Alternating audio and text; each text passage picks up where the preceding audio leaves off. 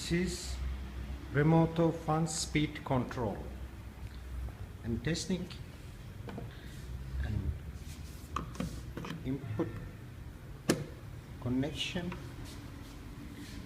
and this is device and the remote control. This is on. The system's working slowly.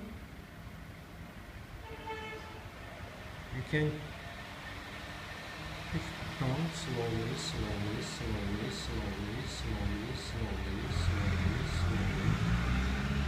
it slowly. This is motor 600 RPM.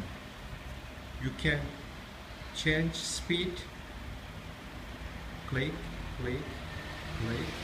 up more.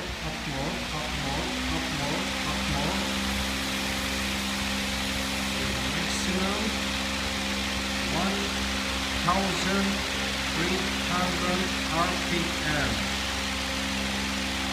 Slowly.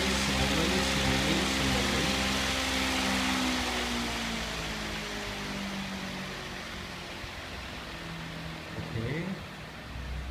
This is distance, remote control distance.